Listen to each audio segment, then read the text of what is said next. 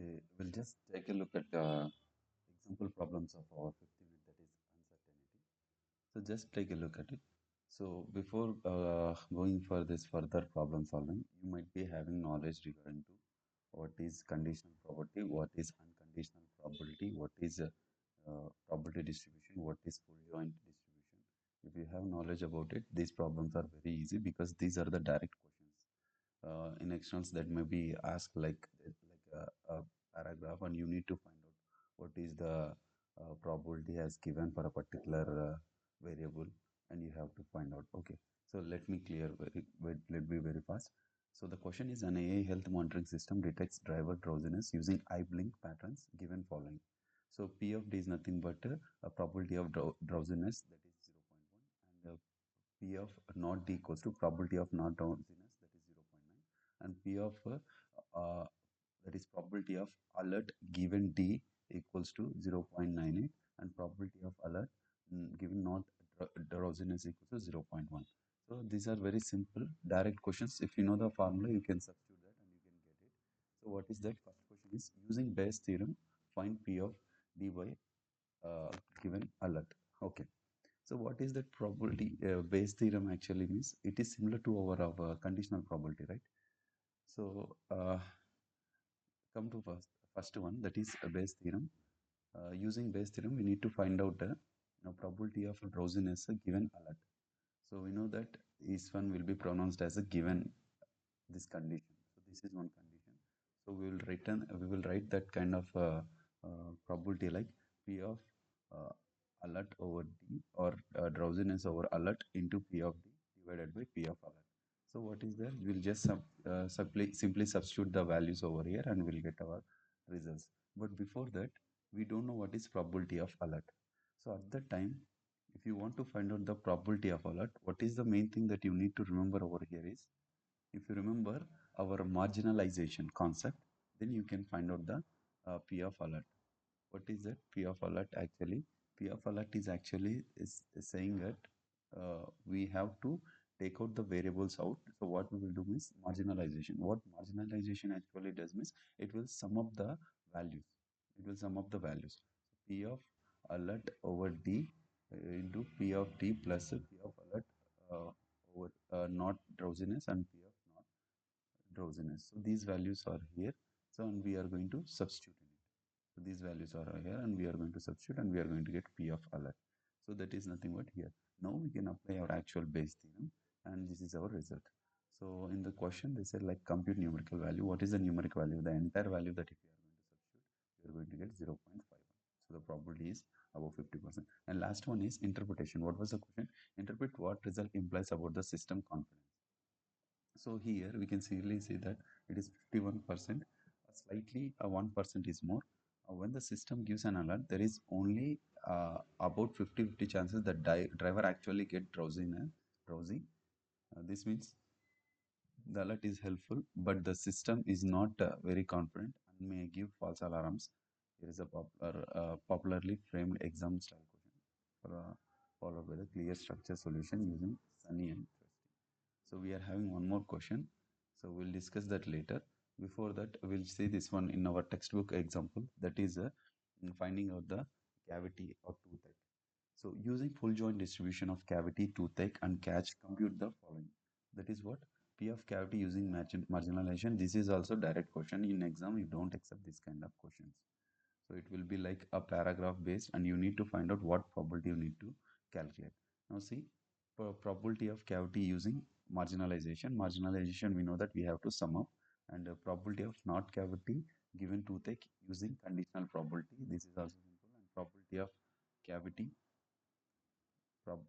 probability of cavity given toothache using normalization. So three different concepts. If you are having idea, then you can solve this problem. Marginalization is nothing but summing up conditional probability. We know that formula. And normalization, it is nothing but making our near to the one. Near to one we are going to make because of probability, right? So using marginalization, what is the marginalization? Summing up P of cavity. What is P of cavity? P of cavity, toothache, and catch. So we are summing up this one: cavity, catch, toothache, and P probability of cavity, toothache and not toothache. Why we are taking not toothache means there we are they have asked like probability of cavity. So entire cavity, whatever it is having, we are going to summing up. So that is 0.108, 0.01 to 0.72 plus 0 point means if you check here this entire this entire uh, this entire row we are going to add because it is only for cavity. It is not asked any tooth or not toothache or catch. So that's why we are going to take probability of entire thing. So that's why we are going to get some value like this, right? So afterwards, next question is probability of not cavity over a given toothache. So there is a condition. So how we can write this formula? So you know that this is a condition.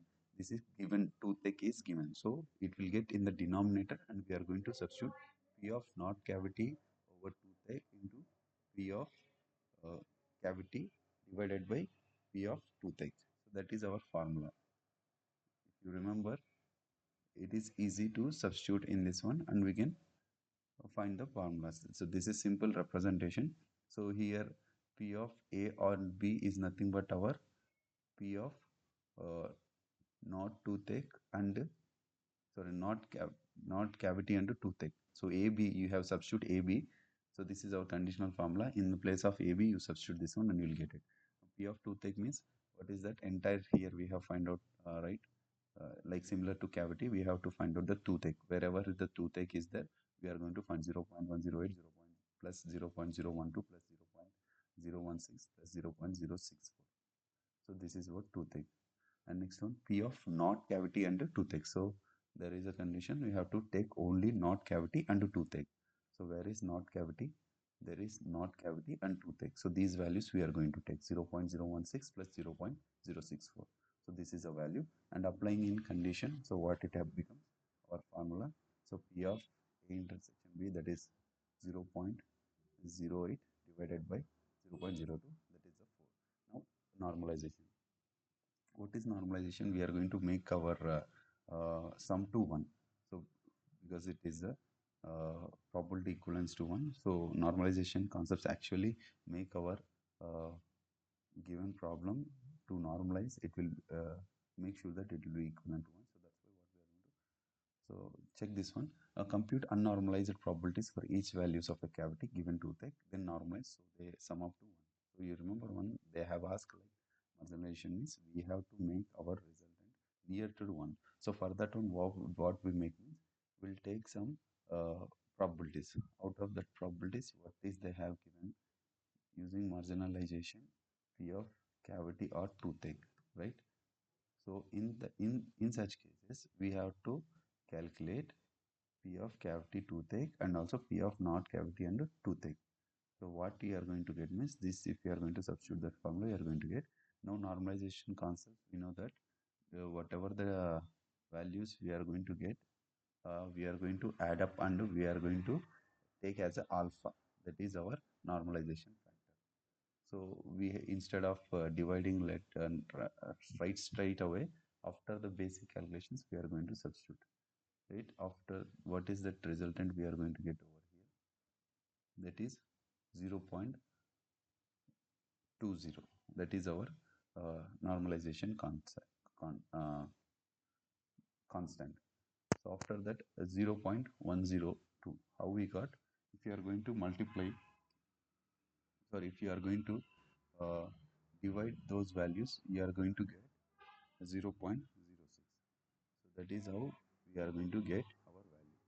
What is actually here, we want to find out probability of cavity or toothache, that is our value, and we are going to divide with the total value of not toothache and not cavity and toothache also. That is one key point you have to understand.